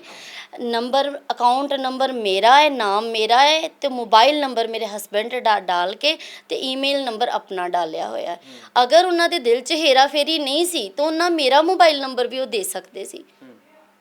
ਜਿਹੜਾ ਇਨਸਾਨ ਹੈ ਨਹੀਂ ਦੁਨੀਆ ਤੇ ਉਹਦਾ ਮੋਬਾਈਲ ਨੰਬਰ ਕਾਹਦੇ ਲਈ ਦਿੱਤਾ ਗਿਆ? ਦੇਖੋ ਜੀ ਇਹਨਾਂ ਤੋਂ ਕੀਤਾ ਇਹਨੂੰ ਖਾਲੀ ਚੈੱਕ ਬੁੱਕ ਤੇ ਸਾਈਨ ਕਰਾਏ ਗਏ, ਇਹਦਾ ਅਕਾਊਂਟ ਖੁਲਾਇਆ ਗਿਆ, ਖੁਲਾ ਕੇ ਅਕਾਊਂਟ ਉਹਨਾਂ ਖਾਲੀ ਚੈੱਕ ਬੁੱਕ ਤੇ ਸਾਈਨ ਕਰਾਏ ਗਏ। ਇਹਨੂੰ ਕਹਿੰਦੇ ਵੀ ਇਹ ਚੈੱਕ ਬੁੱਕ ਤੇ ਸਾਈਨ ਕਰ ਦੇ, ਇਹਦੇ ਕੋਲ ਚੈੱਕ ਬੁੱਕ ਤੇ ਸਾਈਨ ਕਰਾ ਕੇ ਫਿਰ ਹੱਥ 'ਚੋਂ ਕਹਿੰਦੀ ਵੀ ਮੇਰੇ ਚੈੱਕ ਬੁੱਕ ਉਹਨਾਂ ਖੋਲੀ ਆ। ਵੇਖੋ ਕਿੱਡਾ ਤਕੜਾ ਧੋਖਾ ਕੀਤਾ। ਇੱਕ ਨਵਾਂ ਅਕਾਊਂਟ ਖੁਲਾਇਆ, ਅਕਾਊਂਟ ਖੁਲਾ ਕੇ ਫਿਰ ਚੈੱਕ ਬੁੱਕ ਲਈ ਗਈ ਆ। ਚੈੱਕ ਬੁੱਕ ਲੈ ਕੇ ਜਿਹੜਾ ਮੋਬਾਈਲ ਨੰਬਰ ਉਹਨਾਂ ਆਪਣਾ ਪਾਇਆ ਵੀ ਕੋਈ ਭਲਕੇ ਪੈਸਾ ਆਉਂਦਾ ਸਾਨੂੰ ਮੈਸੇਜ ਆਵੇ ਅਸੀਂ ਕਢਾਈਏ। ਫਿਰ ਇਹਦੇ ਕੋਲ ਚੈੱਕ ਬੁੱਕ ਤੇ ਸਾਈਨ ਕਰਾਏ ਵੀ ਅਸੀਂ ਚੈੱਕ ਦੇਣੇ ਆ ਇੰਸ਼ੋਰੈਂਸ ਵਾਲਿਆਂ ਨੂੰ। ਉਹ ਫਿਰ ਚੈੱਕ ਬੁੱਕ ਇਹਦੇ ਕੋਲ ਖੋਲੀ। ਜੀ ਮਤਲਬ ਹਰ ਇੱਕ ਚੀਜ਼ ਖੋਈ ਗਈ ਹੈ। ਇਸ ਦੇ ਵਿੱਚ ਹੋਰ ਵੀ ਜਿਵੇਂ ਤੁਸੀਂ ਦੱਸ ਰਹੇ ਸੀ ਤੁਹਾਡੇ ਕੋਲੋਂ ਲਿਖਤੀ ਦੇ ਵਿੱਚ ਵੀ ਲੈ ਲਿਆ ਵੀ ਤੁਸੀਂ ਕੁਝ ਕੱਲ ਨੂੰ ਹੋ ਨਾ ਜਾਵੇ ਵੀ ਤੁਹਾਨੂੰ ਵੀ ਇਹੋ ਜਿਹਾ ਕਾਗਜ਼ ਸਾਈਨ ਸੂਨ ਕਰਾ ਸਟਾਮ ਲੈ ਕੇ ਆ ਸਕਦੀ ਨਹੀਂ ਕੋਈ ਨਾ ਤੁਸੀਂ ਦੱਸ ਦਿਓ। ਹਾਂਜੀ ਉਹ ਸਟਾਮ ਮੈਂ ਉੱਥੇ ਰਹਿਣਾ ਨਹੀਂ ਚਾਹੁੰਦੀ ਤੇ ਮੇਰੇ ਨਾਲ ਜ਼ਬਰਦਸਤੀ ਕੀਤੀ ਜਾਣ ਰਹੀ ਸੀ ਤੂੰ ਇੱਥੇ ਹੀ ਰਹਿ। ਅਗਰ ਜੇ ਮੈਂ ਉਹਨਾਂ ਨੂੰ ਗਲਤ ਨਹੀਂ ਕਹਿੰਦੀ, ਮੇਰਾ ਮਨ ਉਹਨਾਂ ਨਾਲ ਨਹੀਂ ਮਿਲਿਆ, ਉਹਨਾਂ ਦਾ ਮੇਰੇ ਨਾਲ ਨਹੀਂ ਮਿਲਿਆ ਤੇ ਜੀ ਇੱਕ ਦੂਜੇ ਨਾਲ ਲੜ ਝਗੜ ਕੇ ਉੱਥੇ ਰਹਿਣਾ ਨਹੀਂ ਮੈਂ ਚੰਗਾ ਸਮਝਿਆ। ਮੈਂ ਇਹ ਸੋਚਿਆ ਸੀ ਕਿ ਮੈਂ ਦੂਰ ਰਹੂੰਗੀ, ਮੇਰਾ ਪਰਿਵਾਰ ਮੇਰੇ ਨਾਲ ਰਵੇ, ਆਵੇ ਜਾਵੇ ਜਿੱਦਾਂ ਪਹਿਲੇ ਆਉਂਦੇ ਜਾਂਦੇ ਸੀ ਹਨਾ। ਤੇ ਉਹਨਾਂ ਨੇ ਮਤਲਬ ਉਹ ਚੀਜ਼ ਨੂੰ ਨਹੀਂ ਸਮਝਿਆ। ਉਹਨਾਂ ਨੇ ਮੇਰੇ ਨਾਲ ਲਿਖਾਇਆ ਮੇਰੇ ਕੋਲੋਂ ਪਹਿਲੇ ਤੇ ਕਹਿੰਦੇ ਲੈ ਜਾ ਤੂੰ ਆਪਣਾ ਸਮਾਨ, ਕੋਈ ਗੱਲ ਨਹੀਂ। ਮੈਂ ਪਹਿਲੇ ਗਈ ਰਜ਼ਾਮੰਦੀ ਨਾਲ, ਮੇਰੇ 2 99 ਵਿੱਚ ਬੈਠੇ, ਨਨਾਣ ਬੈਠੀ, ਉੱਥੇ ਫੈਸਲਾ ਹੋਇਆ। ਉਹ ਦੂਜੇ ਰੂਮ 'ਚ ਬੈਠੇ ਸੀ, ਮੈਂ ਦੂਜੇ ਰੂਮ 'ਚ ਬੈਠੇ ਸੀ। ਉਹ ਵਿੱਚ ਆ ਕੇ ਨਹੀਂ ਬੈਠੇ, ਮੈਂ ਵਿੱਚ ਬੈਠੀ ਸੀ। ਮੈਂ ਆਪਣੀ ਸਾਰੀ ਗੱਲ ਖੋਲ ਕੇ ਦੱਸੀ ਕਿ ਆਹ ਗੱਲ ਇੱਦਾਂ ਵਾ ਤੇ ਆਹ ਗੱਲ ਇੱਦਾਂ, ਪਰ ਉਹ ਵਿੱਚ ਆ ਕੇ ਨਹੀਂ ਬੈਠੇ। ਮੇਰੀ ਨਨਾਣ ਵਈਆ ਕਦੀ ਉੱਧਰ ਜਾਂਦਾ ਸੀ, ਕਦੀ ਮੇਰੇ ਵੱਲ ਆਉਂਦਾ ਸੀ। ਉਹਨਾਂ ਦੀ ਸੁਣ ਕੇ ਮੈਨੂੰ ਦੱਸਦਾ ਸੀ, ਮੇਰੀ ਸੁਣ ਕੇ ਉਹਨਾਂ ਨੂੰ। ਪਹਿਲੀ ਗਲਤ ਉਹਨਾਂ ਲਈ ਇਹ ਗਲਤ ਸੀ। ਜੇ ਮੈਨੂੰ ਫੈਸਲੇ ਲਈ ਬੁਲਾਇਆ ਗਿਆ ਸੀ ਉਹ ਵਿੱਚ ਆ ਕੇ ਬਹਿੰਦੇ। ਜਦੋਂ ਦੂਸਰੇ ਦਿਨ ਮੈਂ ਗਈ ਸਮਾਨ ਪੈਕ ਕਰਨ ਵਾਸਤੇ ਜੀ, ਜਦੋਂ ਫੈਸਲਾ ਹੋ ਚੁੱਕਿਆ ਕਿ ਤੁਸੀਂ ਆਪਣਾ ਸਮਾਨ ਲੈ ਜਾਓ, ਮੈਂ ਇੱਥੋਂ ਨਾਲ ਦਾ ਮੁੰਡਾ ਕੋਈ ਲੈ ਕੇ ਗਈ ਗਵਾਂਢੀਆਂ ਦਾ, ਉਸ ਟਾਈਮ ਤੇ ਇੱਥੇ ਨਹੀਂ ਹੈਗਾ। ਜਦੋਂ ਮੈਂ ਘਰ ਗਈ ਤਾਂ ਮੈਂ ਤੋੜੇ 'ਚ ਸਮਾਨ ਪਾਉਣ ਲੱਗੀ, ਮੇਰੇ ਕੋਲ ਮਾਤਾ ਨੇ ਧੱਕਾ ਮਾਰ ਕੇ ਤੋੜਾ ਖੋਲਿਆ। ਮੇਰੀ ਬੇਟੀ ਨੂੰ ਪੁੱਛ ਲਓ, ਕਹਿੰਦੀ ਸਮਾਨ ਅਜੇ ਨਹੀਂ ਪਾਉਣ ਦੇਣਾ, ਘਰ ਦੇ ਮਾਲਕ ਆਉਣਗੇ ਤਾਂ ਫਿਰ ਪਾਉਣ ਦੇਣਾ। ਮੈਂ ਕਿਹਾ ਮੰਮੀ ਟਰੱਕ ਵਾਲੇ ਬਾਹਰ ਖਲੋਤੇ ਆ, ਉਹ ਵੀ ਕਾਲੇ ਪਏ, ਸਮਾਨ ਖੜਨਾ। ਉਹ ਆਂਦੇ ਫਿਰ ਅਸੀਂ ਤੁਹਾਡੇ ਕੋਲ ਜ਼ਿਆਦਾ ਪੈਸੇ ਲਵਾਂਗੇ। ਚਲੋ ਜੀ ਉਹ ਗੱਲ ਹੋਈ। ਫਿਰ ਬਾਅਦ ਵਿੱਚ ਇਹਨਾਂ ਨੇ ਕਿਹਾ ਚਲੋ ਕਰ ਲਓ ਆਪਣਾ ਪੈਕ ਸਮਾਨ। ਨਨਾਣ ਨੇ ਆ ਕੇ ਵੱਡੀ ਨੇ ਮੇਰਾ ਸਮਾਨ ਪੈਕ ਕਰਵਾ ਦਿੱਤਾ। ਅਸੀਂ ਸਮਾਨ ਪੈਕ ਕੀਤਾ। ਜਦੋਂ ਅਸੀਂ ਚੱਲਣ ਲੱਗੇ, ਅਸੀਂ ਕਾਰ ਵਿੱਚ ਆਪਣੀ LCD ਸਾਰਾ ਕੁਝ ਪਾ ਲਿਆ। ਕਹਿੰਦੇ ਰੁਕੋ ਅਸੀਂ ਸਟਾਮ ਲਿਖਾਉਣਾ। ਮੈਂਨੇ ਕਿਹਾ ਲਿਖਾ ਲਓ, ਕੋਈ ਗੱਲ ਨਹੀਂ, ਮੈਂ ਲੜਾਈ ਝਗੜਾ ਨਹੀਂ ਚਾਹੁੰਦੀ। ਮੇਰਾ ਵੀਰ ਜੀ ਉੱਥੇ ਇੰਨਾ ਦਮ ਘੁੱਟਣ ਡਿਆ ਸੀ ਕਿ ਮੈਂ ਕਿਸੇ ਸ਼ਰਤ ਤੋਂ ਵੀ ਉੱਥੇ ਨਿਕਲਣਾ ਚਾਹੁੰਦੀ ਸੀ ਹਨਾ। ਤਾਂ ਮੈਂ ਮਤਲਬ ਕਿ ਕਿਆ ਲਿਖਾ ਲਓ। ਉਹਨਾਂ ਨੇ ਲਿਖਾ ਲਿਆ ਕਿ ਕੱਲ ਨੂੰ ਤੇਰੀ ਜਾਨ ਨੂੰ ਕੁਝ ਵੀ ਹੋ ਜਾਂਦਾ ਹੈ ਤੇ ਅਸੀਂ ਮਾਲਕ ਨਹੀਂ ਹੋਵਾਂਗੇ, ਮਾਵਾਂ ਧੀਆਂ ਨੂੰ ਕੁਝ ਵੀ ਹੋ ਜਾਂਦਾ ਹੈ। ਮੈਂ ਲਿਖ ਕੇ ਦੇਤਾ। ਉਹਨਾਂ ਨੇ ਇੱਕ ਚੀਜ਼ ਹੋਰ ਲਿਖਤੀ ਕਿ ਨਾ ਤੂੰ ਸਾਡੀ ਪ੍ਰਾਪਰਟੀ ਤੇ ਹੱਕਦਾਰ ਹੈ ਤੇ ਨਾ ਅਸੀਂ ਤੇਰੀ ਪ੍ਰਾਪਰਟੀ 'ਚੋਂ ਹੱਕਦਾਰ ਹੈ। ਉਹ ਗੱਲ ਲਿਖ ਕੇ ਦੇਤੀ। ਜਦੋਂ ਮੈਂ ਸਾਈਨ ਕਰਤੇ, ਉਹਨਾਂ ਨੇ ਗੱਡੀ ਦੀ ਚਾਬੀ ਮੇਰੇ ਕੋਲ ਖੋਲੀ। ਕਹਿੰਦੇ ਅਸੀਂ ਜਿਹੜੀ ਚੀਜ਼ ਉਹਨਾਂ ਨੂੰ ਪਤਾ ਸੀ ਕਿ ਇਹਨੇ ਗੱਡੀ ਵੇਚ ਕੇ ਉੱਥੇ 1.5 ਲੱਖ ਰੁਪਇਆ ਕਿਸੇ ਦੀ ਕਮੇਟੀ ਦੇਣੀ ਹੈ, ਇਹਨੇ ਉਹ ਦੇ ਦੇਣੀ ਹੈ ਜਾ ਕੇ, ਤੇ ਬੇਟੀ ਨੂੰ ਵੀ ਸਕੂਲੇ ਇਹਨੇ ਗੱਡੀ ਦੇ ਮੋਟਰਸਾਈਕਲ ਤੇ ਸਿਰ ਤੇ ਪਾਉਣਾ ਹੈ। ਪਰ ਉਹਨਾਂ ਨੇ ਮੇਰੇ ਤੇ ਬਿਲਕੁਲ ਤਰਸ ਨਹੀਂ ਕਰਦਾ। ਮੇਰੀ ਬੇਟੀ ਵਿੱਚ ਖਲੋਤੀ ਰੋਂਦੀ ਰਹੀ। ਉਹ ਮੇਰੇ ਗਲ ਪੈਂਦੇ ਰਹੇ ਸਾਰੇ ਜਣੇ ਕਿ ਅਸੀਂ ਗੱਡੀ ਨਹੀਂ ਖੜਨ ਦੇਣੀ। ਮੈਂ ਪਿੰਡ ਦੇ ਸਰਪੰਚ ਕੋ ਵੀ ਗਈ, ਉਹਨਾਂ ਨੇ ਵੀ ਸਮਝਾਉਣ ਦੀ ਕੋਸ਼ਿਸ਼ ਕੀਤੀ ਜਿਹੜਾ ਬੰਦਾ ਵਿੱਚ ਬੈਠਾ ਸੀ ਕਿ ਭਾਜੀ ਤੁਸੀਂ ਇਦਾਂ ਨਾ ਕਰੋ। ਉਹ ਘਰ ਨਹੀਂ ਗਏ ਉਹਨਾਂ ਦੇ। ਹਾਂਜੀ ਉਹਨਾਂ ਨੇ ਸਮਝਾਉਣ ਦੀ ਪਰ ਪੂਰੀ ਕੋਸ਼ਿਸ਼ ਕੀਤੀ। ਉਹਨਾਂ ਨੇ ਸਾਨੂੰ ਗੱਡੀ ਨਹੀਂ ਦਿੱਤੀ। ਸ਼ਿਫਟ ਕਰ ਰਿਹਾ ਵੀ ਉਹਨਾਂ ਦਾ। ਇਹਦੇ ਵਿੱਚ ਹੁਣ ਕੀ ਆਸ ਰੱਖਦੇ ਹੋ? ਬੱਚੀ ਦੀ ਪੜ੍ਹਾਈ ਲਈ ਵੀ ਤੁਸੀਂ ਮੋਟਰਸਾਈਕਲ ਵੇਚਿਆ 30-28 ਰੁਪਏ ਉਹ ਦਾ। 28,000 ਦਾ ਵੇਚ ਕੇ ਮੈਂ ਕਮੇਟੀ ਦੇਣੀ ਸੀ। ਉਹ ਮੈਨੂੰ ਬੜੀਆਂ ਧਮਕੀਆਂ ਦੇਣ ਡਏ ਸੀ। ਜਿਨ੍ਹਾਂ ਦੀ ਕਮੇਟੀ ਸੀ 6 ਮਹੀਨੇ ਉਹ ਵੇਟ ਕਰ ਚੁੱਕੇ ਸੀ। ਉਹਨਾਂ ਦੀ ਵੀ ਗਲਤੀ ਕੋਈ ਨਹੀਂ, ਉਹ ਵੀ ਮਾਤਰ ਸਾਥੀ ਹੈ ਵਿਚਾਰੇ, ਕਮੇਟੀਆਂ ਪਾ ਕੇ ਗੁਜ਼ਾਰਾ ਕਰਦੇ। 3 ਬੇਟੀਆਂ ਵਾ ਉਹਨਾਂ ਦੀ। ਫਿਰ ਮੈਂ ਮੋਟਰਸਾਈਕਲ ਵੇਚ ਕੇ ਉਹਨਾਂ ਨੂੰ ਪੈਸੇ ਦੇ ਦਿੱਤੇ। AC ਵੇਚ ਕੇ ਮੈਂ ਗੁੜੀਆ ਦਾ ਦਾਖਲਾ ਕਰਵਾ ਲਿਆ। ਬੈੱਡ ਤੇ ਅਲਮਾਰੀ ਵੇਚੀ ਆ ਤੇ ਉਹਦਾ ਮੈਂ ਥੋੜਾ ਬਹੁਤਾ ਆਪਣਾ ਘਰ ਦਾ ਦਵਾਈ ਦਰਮਤ ਖਰਚਾ। ਤਾਂ ਹੁਣ ਮੇਰੀ 80 ਰੁਪਏ ਦੀ ਡੇਲੀ ਦੀ ਦਵਾਈ ਆਉਂਦੀ। ਮੇਰੇ ਕੋਲ ਵੀ ਨਹੀਂ, ਬੇਟੀ ਠੀਕ ਨਹੀਂ ਆ। ਮੇਰੇ ਕੋਲ ਬੇਟੀ ਦੇ ਟੈਸਟ ਕਰਾਉਣ ਜੋਗੇ ਵੀ ਪੈਸੇ ਨਹੀਂ ਹੈਗੇ। ਜੀ ਆਸ ਟੁੱਟ ਜਾਂਦੀ ਹੈ ਜਾਂਦੇ। ਮੈਂ ਤੁਹਾਨੂੰ ਪੁੱਛਣਾ ਚਾਹਾਂਗਾ ਵੀ ਹੁਣ ਕਿੱਦਾਂ ਦੀ ਆਸ ਹੋਏਗੀ? ਕਿਉਂਕਿ ਅਗਰ ਜੇ ਲੋਕ ਵੀਡੀਓ ਦੇਖਦੇ ਹੋਣਗੇ ਮਦਦ ਲਈ ਤਾਂ ਪਹੁੰਚਣਗੇ, ਕਿਉਂਕਿ ਅਕਸਰ ਜੇ ਗੁਰਦੁਆਰਿਆਂ 'ਚ ਸੇਵਾ ਕਰਦੇ ਨੇ, ਮੰਦਰਾਂ 'ਚ ਸੇਵਾ ਕਰਦੇ ਨੇ, ਤਾਂ ਇਨਸਾਨੀਅਤ ਸਭ ਤੋਂ ਵੱਡੀ ਜੇ ਕਿਸੇ ਦੀ ਵੀ ਸੇਵਾ ਕਰਦੇ ਆ, ਕਿਸੇ ਬੰਦੇ ਜਾਂ ਕਿਸੇ ਔਰਤ ਦੀ। ਫਿਰ ਵੀ ਇਹ ਛੋਟੀ ਜਿਹੀ ਬੱਚੀ ਹੈ, ਪੜ੍ਹਨ ਲਈ ਫੀਸ ਮੰਗਣੀ ਇਹਨੇ, ਕੀ ਹੋਰ ਮੰਗਣਾ। ਉਮੀਦ ਕੀ ਬਣੇਗੀ ਉਹਨਾਂ, ਕੀ ਲੱਗਦਾ ਵੀ ਇਨਸਾਫ ਮਿਲੇਗਾ? ਵੇਖੋ ਜੀ, ਇਨਸਾਫ ਮਿਲਣਾ ਚਾਹੀਦਾ ਵਾ, ਇਸ ਨੂੰ ਜ਼ਰੂਰੀ ਆ ਇਨਸਾਫ। ਜੇ ਇਹੋ ਜਿਹੇ ਇਨਸਾਨ ਨੂੰ ਨਾ ਇਨਸਾਫ ਮਿਲਿਆ ਤਾਂ ਫਿਰ ਦੁਨੀਆ ਤੇ ਜਿਉਣ ਦਾ ਕੋਈ ਹੱਕ ਨਹੀਂ ਕਿਸੇ ਨੂੰ। ਇਸ ਕਰਕੇ ਦੁਖੀ ਬੰਦੇ ਨੂੰ ਤਾਂ ਇਨਸਾਫ ਮਿਲਣਾ ਚਾਹੀਦਾ। ਅਸੀਂ ਤਾਂ ਇਹੋ ਕਹਾਂਗੇ ਵੀ ਉਹਨਾਂ ਨੂੰ ਵੀ ਇਹਦਾ ਸੋਚਣਾ ਚਾਹੀਦਾ ਕੁਝ ਨਾ ਕੁਝ, ਵੀ ਇਹਦੀ ਕੋਈ ਮਦਦ ਕਰੀਏ। ਫਿਰ ਸਾਡੇ ਦੇ ਮੂੰਹ ਇਹ ਗੱਲਾਂ ਸ਼ੋਭਾ ਨਹੀਂ ਦਿੰਦੀਆਂ। ਇੰਨੀ ਗੱਲ ਅਸੀਂ ਕਹੀਏ ਵੀ ਉਹਨਾਂ ਦਾ ਇੱਕ ਪਰਿਵਾਰ ਹੋਣ ਦੇ ਨਾਤੇ ਇਹਦੇ ਨਾਲ ਇੰਨਾ ਧੱਕਾ ਕੀਤਾ। ਵੇਖੋ ਜੀ, ਜੇ ਕਾਰ ਹੀ, ਉਹ ਕਾਰ ਹੀ ਵੇਚ ਕੇ ਇਹਨੂੰ ਇਹਦੇ ਪੈਸੇ ਦੇ ਦਿੰਦੇ ਵੀ ਤੂੰ ਕਾਰ ਵੇਚ ਕੇ ਤੇ ਆਪਣਾ ਗੁਜ਼ਾਰਾ ਕਰ ਲੈ, ਜਿੱਥੇ ਤੈਨੂੰ ਲੋੜ ਆ ਤੂੰ ਆਪਣੇ ਵਰਤ ਲਾ। ਪਰ ਉਹਨਾਂ ਬੰਦਿਆਂ ਨੇ ਸੋਚਿਆ ਕੁਝ ਨਹੀਂ। ਅਸੀਂ ਤਾਂ ਇਹੋ ਅਰਜ਼ ਕਰਾਂਗੇ ਵੀ ਉਹਨਾਂ ਨੂੰ ਇਹਦੀ ਮਦਦ ਕਰਨੀ ਚਾਹੀਦੀ ਆ, ਜਿੰਨਾ ਹੋ ਸਕੂ ਸਾਡੇ ਵੱਲੋਂ ਵੀ ਅਸੀਂ ਵੀ ਇਹਦੀ ਮਦਦ ਕਰਾਂਗੇ। ਤੇ ਇਹੋ ਵੀਰਾਂ ਨੂੰ ਬੇਨਤੀ ਕਰਦੇ ਹਾਂ ਜੀ। ਹਾਂਜੀ, ਕਰਨ ਦੀ ਕੋਸ਼ਿਸ਼ ਕੀਤੀ ਸੀ। ਕਿਉਂ ਅੱਜ ਬੱਚੀ ਬਾਰੇ ਨਹੀਂ ਸੋਚਿਆ? ਮੈਂ ਗੋਦਵਾਲ ਸਾਹਿਬ ਜਾ ਕੇ ਛਾਲ ਮਾਰਤੀ ਸੀ, ਕਿਉਂਕਿ ਮੈਨੂੰ ਪਤਾ ਸੀ ਕਿ ਬਾਅਦ ਚ ਮੇਰੇ ਨਾਲ ਮੇਰੀ ਬੱਚੀ ਨਾਲ ਕੀ ਹੋਣਾ। ਫਿਰ ਮੈਨੂੰ ਕਿਤੇ ਨਾ ਕਿਤੇ ਉਮੀਦ ਸੀ ਕਿ ਉਹ ਮੇਰੀ ਬੱਚੀ ਨੂੰ ਜ਼ਰੂਰ ਸੰਭਾਲਣਗੇ, ਪਰ ਬਾਅਦ ਚ ਮੇਰੀ ਅੱਖਾਂ ਖੁੱਲ ਗਈਆਂ। ਜਦੋਂ ਮੇਰੀ ਬੇਟੀ ਨੂੰ 10-10 15-15 ਦਿਨ ਬੋਲਦੇ ਨਹੀਂ ਸੀ ਨਾ, ਮੈਨੂੰ ਸਮਝ ਆ ਗਿਆ ਕਿ ਤੂੰ ਸੁਮਨ ਕੀ ਕਰਨ ਜਾਣ ਡਈ ਸੀ। ਤੇਰੀ ਬੱਚੀ ਦਾ ਇੱਥੇ ਕੋਈ ਵੀ ਨਹੀਂ ਤੇਰੇ ਤੋਂ ਇਲਾਵਾ। ਮੇਰਾ ਦੇਵਰ ਬਹੁਤ ਚੰਗਾ ਸੀ ਮੇਰੇ ਨਾਲ, ਮੇਰੀ ਬੇਟੀ ਦੇ ਨਾਲ ਬਹੁਤ ਚੰਗਾ ਸੀ, ਪਰ ਮੇਰੇ ਜੇਠ ਨੇ ਪਤਾ ਨਹੀਂ ਉਹਨੂੰ ਕੀ ਕਿਹਾ ਕਿ ਉਹਦੇ ਸਾਹਮਣੇ ਬਹੁਤ ਚੰਗੇ ਬਣਦੇ ਸੀ, ਜਦੋਂ ਉਹ ਘਰੋਂ ਚਲ ਜਾਂਦਾ ਸੀ ਫਿਰ ਇਹਨਾਂ ਦਾ ਅਸਲੀ ਰੂਪ। ਮੈਨੂੰ ਮਾਰਦੇ ਕੁੱਟਦੇ ਨਹੀਂ ਸੀ, ਗੱਲਾਂ ਨਾਲ ਇੰਨਾ ਟੌਰਚਰ ਕਰਦੇ ਸੀ ਨਾ, ਮੈਨੂੰ ਬੁਲਾਉਂਦੇ ਨਹੀਂ ਸੀ। ਸਾਰਾ ਪਰਿਵਾਰ ਇਕੱਠੇ ਹੋ ਕੇ ਅਗਲੇ ਕਮਰੇ 'ਚ ਬਹਿ ਜਾਂਦੇ ਸੀ, ਪਰ ਸਾਡੇ ਮਾਵਾਂ ਧੀਆਂ ਨਾਲ ਕੋਈ ਨਹੀਂ ਬੋਲਦਾ।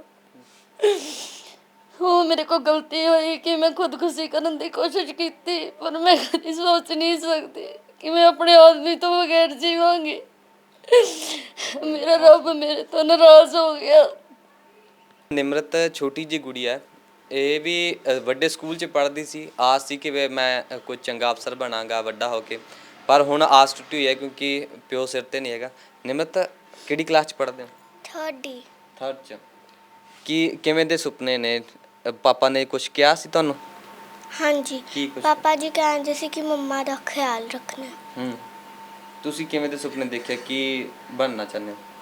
ਮੈਂ ਵੱਡੇ ਹੋ ਕੇ ਪ੍ਰੈਸ ਰਿਪੋਰਟਰ ਬਣਨਾ ਚਾਹੁੰਦੀ ਪ੍ਰੈਸ ਰਿਪੋਰਟਰ ਬਣਨਾ। ਤੇ ਫਿਰ ਕਿਵੇਂ ਦੀਆਂ ਖਬਰਾਂ ਕਰਾਂਗੇ? ਮੰਮੀ ਨੂੰ ਤੰਗ ਕਰਦੇ ਨੇ ਉਹਨਾਂ ਦੀ ਖਬਰਾਂ ਲਾਓਗੇ? ਨਹੀਂ, ਕਿਹਨਾਂ ਦੀਆਂ ਖਬਰਾਂ ਲਾਓਗੇ? ਜਿਨ੍ਹਾਂ ਨੂੰ ਲੋੜ ਪਊਗੀ ਉਹਨਾਂ ਦੀ ਜਿਨ੍ਹਾਂ ਦੀ ਹੈਲਪ ਲੋੜ- ਕਰਾਂਗੇ। ਜਿਨ੍ਹਾਂ ਨੂੰ ਲੋੜ ਹੋਇਆ ਕਰੂੰ ਉਹਨਾਂ ਦੀ ਹੈਲਪ ਕਰਿਆ ਕਰੇਗਾ। ਡਿਗਰੀ ਕਰੋਗੇ ਵੱਡੇ ਹੋ ਕੇ। ਹੋਰ ਕੀ ਉਮੀਦ ਹੈ ਵੀ ਕੀ ਕੁਝ ਬਣਨਾ ਚਾਹੁੰਦੇ ਹੋ? ਕੀ ਕੁਝ ਸਿੱਖਣਾ ਚਾਹੁੰਦੇ ਹੋ?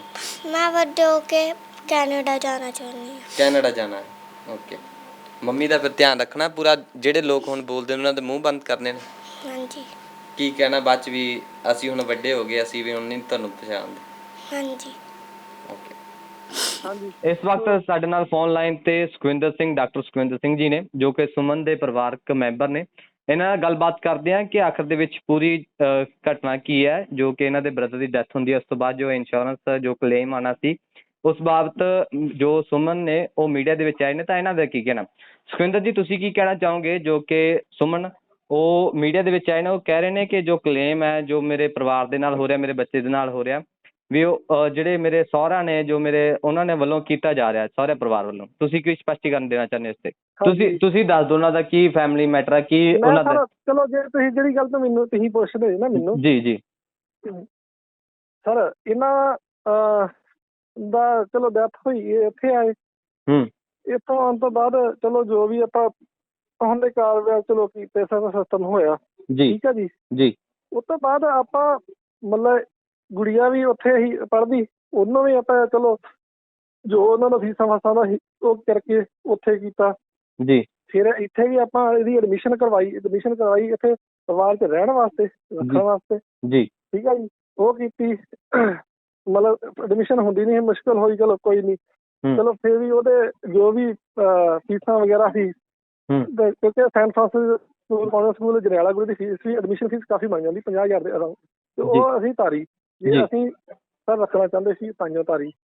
ਦੂਜੀ ਗੱਲ, ਚਲੋ ਕੁਝ ਇਹਨਾਂ ਦੇ ਮਿਸ ਅੰਡਰਸਟੈਂਡਿੰਗ ਚਲੋ ਕੁਝ ਹੋ ਗਈ, ਜਿੱਦਾਂ ਵੀ ਇਹਨਾਂ ਦੇ ਸੋਚਣ ਸਿਸਟਮ। ਜੀ ਤੇ ਆਪਾਂ ਜਿਹੜਾ ਕਲੇਮ ਹੈ ਨਾ, ਕਲੇਮ ਦੇ ਬਾਬਤ ਪੂਰੀ ਪੈਰਵਾਈ ਕਰਦੇ ਰਹੇ। ਓਕੇ ਠੀਕ ਹੈ ਜੀ। ਅਸੀਂ ਕਿਤੇ ਵੀ ਕਿਸੇ ਨੂੰ ਵੀ ਇਹ ਨਹੀਂ ਆਖਿਆ ਕਿ ਸਾਡੀ ਮਦਰ ਦਾ ਨਾਲ ਲਿਖਿਆ ਜਾਵੇ। ਜੀ ਠੀਕ ਹੈ। ਤੁਸੀਂ ਉਹ ਕਾਗਜ਼ ਚੱਕ ਲਓ, ਇੰਸ਼ੋਰੈਂਸ ਕੰਪਨੀ ਕੋਲ ਕਰਵਾ ਲਓ ਚੈੱਕ। HDFC ਬੈਂਕ ਦਾ ਕੁਛ ਹੈਗਾ ਸੀ, ਉੱਥੋਂ ਕਾਗਜ਼ ਸੀ, ਉਹਦੇ ਤੇ ਦੇਖ ਲਓ ਕਿ ਸਿਰਫ ਸੁਮਨਦੀਪ ਕੌਰ ਹੀ ਉਹਦੇ ਹੈਗੇ ਆ ਹੱਕਦਾਰ। ਜੀ ਜੇ ਸਾਡੇ ਸਰ ਮਨ 'ਚ ਚੋਰ ਹੁੰਦਾ, ਅਸੀਂ ਮਾਤਾ ਦਾ ਨਾਮ ਲਿਖਾ ਸਕਦੇ ਹਾਂ। ਜੀ ਕਿਉਂਕਿ ਜੋ ਜੈਨੂਅਨ ਹੱਕ ਵੀ ਚਲੋ ਮਤਲਬ ਹੋ ਸਕਦਾ ਕਾਨੂੰਨ ਹੋਵੇ। ਕਿਉਂਕਿ ਮੈਨੂੰ ਸ਼੍ਰੀਮਾਨ ਜੀ ਸਰਪੰਚ ਸਾਹਿਬ ਇੱਥੇ ਉਹਨਾਂ ਨੇ ਵੀ ਇਹ ਆਖਿਆ ਸੀ ਕਿ ਮਾਤਾ ਦਾ ਹੱਕ ਬਣਦਾ, ਪਰ ਆਪਾਂ ਉਹੀ ਗੱਲ ਕਿ ਆਪਾਂ ਕਿਹਾ ਨਹੀਂ, ਮਾਤਾ ਦਾ ਨਾਂ ਲੈਣਾ ਹੀ ਆ ਨਾ। ਤੇ ਇਹਨੂੰ ਹੁੰਦਾ ਬਾਅਦ ਜਦੋਂ ਇੱਥੇ ਜੋ ਵੀ ਸਾਡਾ ਇੱਥੇ ਚਲੋ ਘਰ 'ਚ ਜੋ ਵੀ ਰਾਜੀਨਾਮਾ ਹੋਇਆ ਜੀ ਉਹਦੇ 'ਚ ਇਹੀ ਗੱਲ ਹੋਈ ਕਿ ਇਹਨਾਂ ਨੇ ਕਹਿਤਾ ਕਿ ਅਸੀਂ ਆਪੇ ਪੈਰਵਾਈ ਕਰਾਂਗੇ। ਠੀਕ ਹੈ। ਤੇ ਤੁਸੀਂ ਕਲੇਮ 'ਚੋਂ ਨਹੀਂ ਹਿੱਸਾ ਲੈਣਾ। ਓਕੇ ਠੀਕ ਹੈ। ਠੀਕ ਹੈ ਜੀ। ਉਹ ਤੇ ਮੇਰੇ ਹਿਸਾਬ ਨਾਲ ਤੁਸੀਂ ਦੇਖ ਲਿਆ ਹੋਣਾ ਜੀ ਦੂਜਾ ਐਫੀਡੇਵਿਟ ਵੀ। ਠੀਕ ਹੈ ਜੀ। ਜੀ ਜਿਵੇਂ ਪਰਿਵਾਰ ਦਾ ਕਿਹਾ ਜਾ ਰਿਹਾ ਸੀ, ਸੁਮਨ ਜੀ ਵੱਲੋਂ ਕਿਹਾ ਜਾ ਰਿਹਾ ਸੀ ਵੀ ਜੋ ਕਲੇਮ ਹੈ ਉਹ ਵੀ ਹੈ ਜੋ ਮੇਰੇ ਬੱਚਿਆਂ ਦੀ ਪੜ੍ਹਾਈ ਦਾ, ਮੇਰੇ ਬੱਚੇ ਨੂੰ ਮੇਥੋਂ ਦੂਰ ਕੀਤਾ ਜਾ ਰਿਹਾ ਸੀ। ਆਖਿਆ ਜਾ ਰਿਹਾ ਸੀ ਕਿ ਵੱਡੀ ਮੰਮਾ ਨਾਲ, ਵੱਡੇ ਡੈਡੀ ਨਾਲ ਸੌਣਾ, ਪਰ ਉਸਦੇ ਵਿੱਚ ਵੀ ਮੈਨੂੰ ਹੈਰਾਸ ਹੋ ਕੇ ਮਤਲਬ ਮੈਂ ਰਹਿ ਨਹੀਂ ਸਕਦੀ ਸੀ, ਮੈਨੂੰ ਮਜਬੂਰੀ ਦੇ ਵਿੱਚ ਆਉਣਾ ਪਿਆ ਉੱਥੋਂ ਘਰ ਦੇ ਵਿੱਚੋਂ। ਉਹ ਤੇ ਸਰ ਦੇਖੋ ਉਹ ਤੇ ਇਹ ਤੇ ਮਤਲਬ ਫਾਲਤੂ ਜੀ ਗੱਲਾਂ ਹੋ ਜਾਂਦੀਆਂ ਜੀ। ਕੁਝ ਚਾਰ ਗੱਲਾਂ ਅਸੀਂ ਕਰਾਂਗੇ, ਚਾਰ ਗੱਲਾਂ ਉਹ ਕਰਾਂਗੇ, ਉਹ ਚੀਜ਼ ਤੋਂ ਤੇ ਆਪਾਂ ਗਾਂਹ ਆ ਹੀ ਗਏ ਹਾਂ। ਕਿਉਂਕਿ ਜਦੋਂ ਆਪਾਂ ਇੱਕ ਘਰ 'ਚ ਬਹਿ ਕੇ ਆਪਾਂ ਜੋ ਵੀ ਸੌਟ ਆਊਟ ਕਰ ਲਿਆ ਜੀ ਤੇ ਫਿਰ ਇਹਨਾਂ ਚੀਜ਼ਾਂ ਦਾ ਮਤਲਬ ਗੱਲ ਕਰਨੀ ਤੇ ਬੇਫਾਲਤੂ ਜੀ ਬਣ ਜਾਂਦੀ ਹੈ। ਜੀ ਕਿਉਂਕਿ ਜੋ ਇਹਨਾਂ ਕੋਲ ਕੁਝ ਗੱਲਾਂ ਹੋਣਗੀਆਂ ਸੱਚੀਆਂ ਝੂਠੀਆਂ, ਮੈਂ ਨਹੀਂ ਕਹਿੰਦਾ, ਚਲੋ ਮੈਂ ਕਿਸੇ ਨੂੰ ਜੱਜ ਨਹੀਂ ਕਰਦਾ। ਜੀ ਚਾਰ ਗੱਲਾਂ ਸਾਡੇ ਕੋਲ ਹੋਣਗੀਆਂ, ਉਹ ਫਿਰ ਘਰਾਂ ਦੇ ਨਾ ਸਿਸਟਮ ਹੁਣ ਦੇ ਆਊਟ ਹੋ ਜਾਂਦੇ। ਜੀ ਤੇ ਇਸੇ ਕਰਕੇ ਹੀ ਉਹ ਚੀਜ਼ ਦਾ ਮਤਲਬ ਗੱਲ ਕਰਨ ਦਾ ਕੋਈ ਫਾਇਦਾ ਨਹੀਂ ਹੈਗਾ, ਕਿਉਂਕਿ ਗੱਲ ਸਹੀ ਨਹੀਂ ਹੁੰਦੀ। ਜੀ ਇਸ ਦੇ ਵਿੱਚ ਹੁਣ ਤੁਸੀਂ ਕੀ ਕਹਿਣਾ ਚਾਹੋਗੇ ਸੁਖਵਿੰਦਰ ਜੀ, ਇਸ ਦੇ ਵਿੱਚ ਜਿਵੇਂ ਮੀਡੀਆ ਦੇ ਵਿੱਚ ਉਹ ਆਏ ਨੇ ਇਹਨਾਂ ਚੀਜ਼ਾਂ ਦੇ ਨਾ ਬਾਅਦ 'ਚ ਜਦੋਂ ਬੰਦਾ ਨਾਲ ਹੁੰਦਾ ਨਾ ਜੀ, ਉਦੋਂ ਆਪਾਂ ਘਰ 'ਚ 100 ਚੀਜ਼ ਆਪਾਂ ਜਰਦੇ ਵੀ ਹਾਂ ਜੀ ਵੀ ਤੁਹਾਡੇ ਵੀ ਘਰ 'ਚ ਹੋਣਾ ਜੀ। 100 ਚੀਜ਼ ਆਪਾਂ ਜਰਦੇ ਵੀ ਹਾਂ। ਇਸ ਦੇ ਵਿੱਚ ਸੁਖਵਿੰਦਰ ਜੀ ਤੁਸੀਂ ਕੀ ਕਹਿਣਾ ਚਾਹੋਗੇ ਜੇ ਉਹ ਅੱਡ ਬਾਹਰ ਹੋ ਜਾਂਦੇ ਨਾ, ਜਦੋਂ ਅੱਡ ਬਾਹਰ ਹੋ ਜਾਂਦੇ ਉਦੋਂ ਆਪਾਂ ਚਾਰ ਗੱਲਾਂ ਐਕਸਟਰਾ ਵੀ ਕਰਦੇ ਆ, ਕਿਉਂਕਿ ਆਪਾਂ ਨੂੰ ਹੁੰਦਾ ਕਿ ਸ਼ਾਇਦ ਆਪਾਂ ਇਹਦੀ ਬਦਨਾਮੀ ਜਾਂ ਕੁਛ ਇਹਦੀ ਫੈਮਿਲੀ ਦਾ ਇੱਦਾਂ ਕਰਾਂਗੇ, ਸ਼ਾਇਦ ਉਹ ਚੀਜ਼ ਇੱਦਾਂ ਹੋ ਜਾਏਗਾ। ਜੀ ਇਸ ਦੇ ਵਿੱਚ ਕੀ ਸੁਖਵਿੰਦਰ ਜੀ ਤੁਸੀਂ ਕੀ ਕਹਿਣਾ ਚਾਹੋਗੇ ਜੋ ਪਰਿਵਾਰ ਨੇ ਇਲਜ਼ਾਮ ਲਾਇਆ, ਤੁਹਾਡਾ ਵੀ ਇਸੇ ਲਈ ਪੱਖ ਲੈ ਰਿਹਾ, ਜੋ ਸੁਮਨ ਜੀ ਕਹਿ ਰਹੇ ਸੀ ਕਿ ਇੱਦਾਂ ਹੋ ਰਿਹਾ ਸਾਡੇ ਨਾਲ, ਤਾਂ ਤੁਸੀਂ ਇਸ ਦੇ ਵਿੱਚ ਕੀ ਕਰਨਾ ਚਾਹੋਗੇ? ਕੀ ਲੱਗਦਾ ਇਸ ਦੇ ਵਿੱਚ ਹੋਰ ਦੇਖਿਆ ਜਾਏਗਾ, ਇਸ ਨੂੰ ਕੰਕਾ ਲਿਆ ਜਾਏਗਾ? ਉਹ ਵੀ ਪੁਲਿਸ ਦੀ ਮੰਗ ਕਰ ਰਹੇ ਨੇ, ਕੋਰਟ ਦੇ ਵਿੱਚ ਜਾਣ ਦੀ ਮੰਗ ਕਰ ਰਹੇ ਨੇ ਵੀ ਇਨਸਾਫ ਮਿਲਣਾ ਚਾਹੀਦਾ ਸਾਨੂੰ। ਉਹਦੇ ਵਿੱਚ ਤੇ ਮੈਂ ਕੁਝ ਨਹੀਂ ਕਹਿਣਾ ਚਾਹੁੰਦਾ ਜੀ, ਉਹਦੇ 'ਚ ਤੇ ਬੁਨਿਆਦੀ ਜੀ ਜੀ ਬਹੁਤ ਸ਼ੁਕਰੀਆ ਸੁਖਵਿੰਦਰ ਜੀ, ਥੈਂਕ ਯੂ।